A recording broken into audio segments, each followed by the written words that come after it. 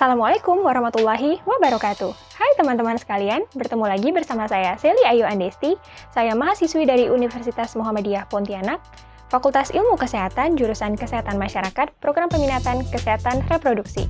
Oke, di video kali ini, seperti judul yang tertera di bawah, saya akan membahas tentang organ reproduksi manusia, baik itu pria maupun wanita. Sebelum itu, untuk kalian yang nonton video ini, jangan lupa untuk like, comment, subscribe, and share ke siapa aja di sekitar kalian, agar mereka bisa menyerap info, edukasi, dan pesan yang ada di dalam video ini. Nah, kita masuk ke dalam materi pembahasan kita, yaitu tentang organ reproduksi manusia. Apa sih organ reproduksi itu? Nah, organ reproduksi adalah organ atau alat yang biasa digunakan pada proses reproduksi manusia. Tujuannya adalah untuk mempertahankan keberlangsungan spesiesnya. Baik pada wanita maupun pada pria pasti memiliki organ reproduksi. Dan organ reproduksi itulah yang nantinya akan digunakan dalam menghasilkan keturunan penerus mereka. Nah, organ reproduksi yang pertama kali yang akan kita bahas adalah organ reproduksi pada perempuan. Organ reproduksi pada perempuan itu terdiri dari yang pertama adalah ovarium atau yang biasa disebut dengan indung telur. Yang kedua itu ada fimbriae atau yang biasa disebut dengan umbai-umbai. Yang ketiga itu ada tuba fallopi atau yang biasa disebut dengan saluran telur. Yang keempat itu ada uterus atau yang biasa disebut dengan rahim. Yang kelima itu ada cervix atau yang biasa disebut dengan leher rahim. Nah, makanya penyakit kanker yang menyerang wanita pada organ reproduksinya itu disebut dengan kanker cervix. Karena penyakit ini menyerang pada bagian leher rahim atau cervix. Nah, organ yang keenam itu ada vagina atau yang biasa disebut dengan lubang senggama. Yang terakhir itu ada mulut vagina. Nah, mari kita kupas satu persatu.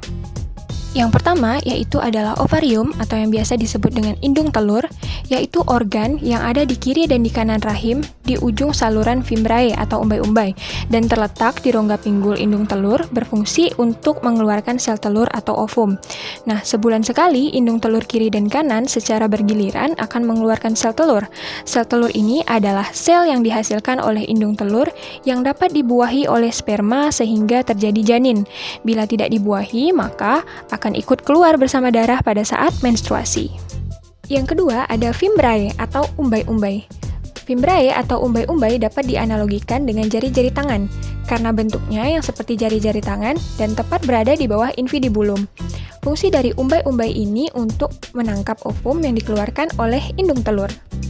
Selanjutnya ada yang disebut dengan tuba fallopi atau saluran telur. Tuba fallopi atau saluran telur yaitu saluran yang ada di kiri dan di kanan rahim, fungsinya untuk dilalui oleh ovum dari indung telur menuju ke rahim. Ujungnya adalah fimbriae. Selanjutnya ada uterus atau yang biasa disebut dengan rahim. Uterus atau rahim adalah tempat calon bayi dibesarkan, bentuknya seperti buah alpukat gepeng dan berat normalnya antara 30-50 gram. Pada saat tidak hamil, besar rahim kurang lebih sebesar telur ayam kampung. Kemudian yang kelima ada cervix atau yang biasa disebut dengan leher rahim, yaitu bawah rahim bagian luar yang ditetapkan sebagai batas penis masuk ke dalam vagina. Pada saat persalinan tiba, leher rahim membuka sehingga bayi dapat keluar. Selanjutnya ada vagina atau yang biasa disebut dengan lubang senggama, yaitu sebuah saluran berbentuk silinder dengan diameter dinding depan kurang lebih 6,5 cm dan dinding belakang kurang lebih 9 cm yang bersifat elastis dengan berlipat-lipat. Fungsinya adalah sebagai tempat penis berada pada waktu bersenggama, juga sebagai tempat keluarnya menstruasi dan bayi. Yang terakhir ada mulut vagina, yaitu awal dari vagina, dan merupakan rongga penghubung rahim dengan bagian luar tubuh. Lubang vagina ini ditutupi oleh sel darah atau himen atau yang biasa disebut dengan selaput darah. Himen atau selaput darah yaitu selaput tipis yang terdapat di muka liang vagina. Selaput darah tidak mengandung pembuluh darah. Dan selanjutnya, organ reproduksi yang akan kita bahas adalah organ reproduksi pada laki-laki. Organ reproduksi pada laki-laki yang pertama itu terdiri dari penis, yang kedua itu ada glans atau yang biasa disebut dengan kepala penis, yang ketiga itu ada uretra atau saluran kencing, yang keempat itu ada vas deferens atau saluran sperma, yang kelima itu ada epididymis, yang keenam itu ada testis, yang ketujuh itu ada skrotum, yang kedelapan itu ada kelenjar prostat. Nah, penyakit kanker yang juga menyerang pada organ reproduksi laki-laki itu disebut dengan kanker prostat. Kenapa? Karena penyakit ini menyerang pada bagian kelenjar prostat. Yang kesembilan itu ada vesikulasi seminalis dan yang terakhir itu ada kandung kencing atau kandung kemih. Nah, mari kita kupas secara satu persatu. Yang pertama adalah penis, berfungsi sebagai alat bersenggama dan sebagai saluran untuk pembuangan sperma dan air seni. Pada keadaan biasa, ukuran penis adalah kecil.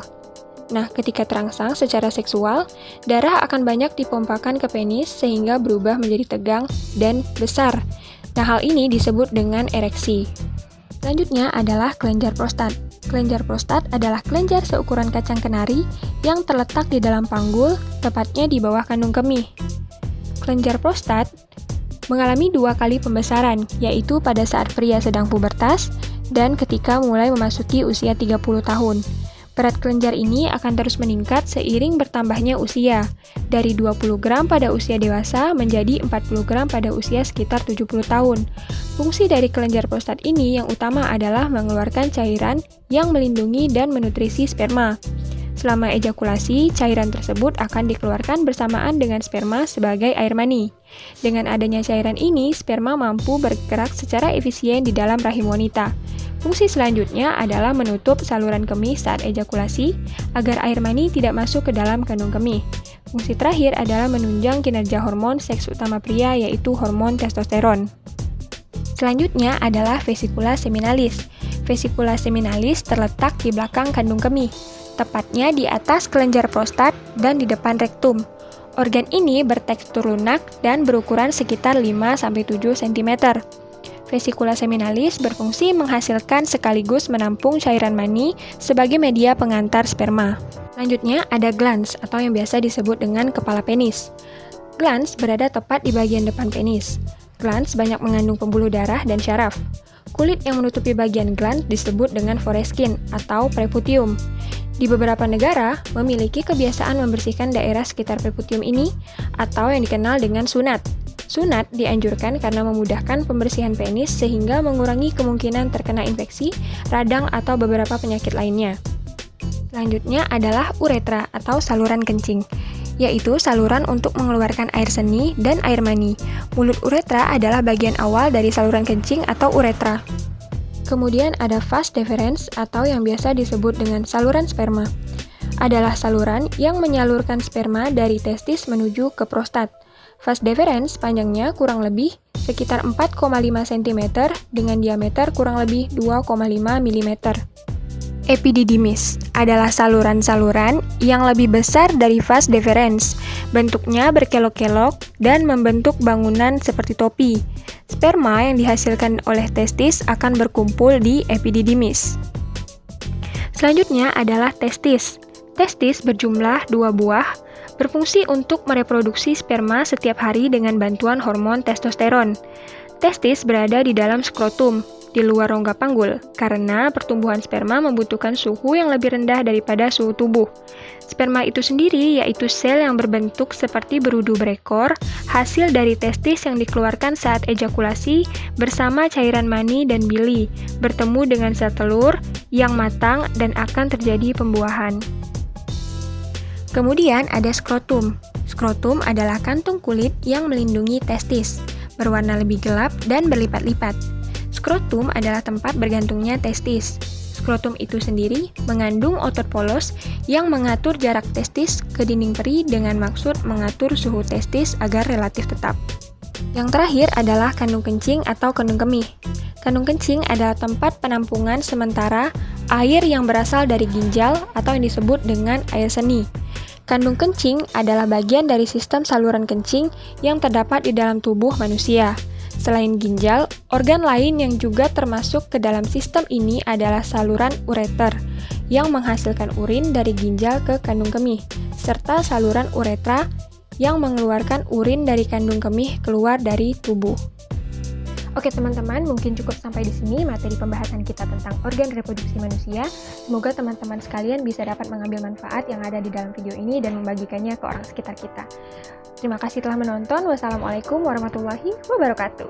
Dadah!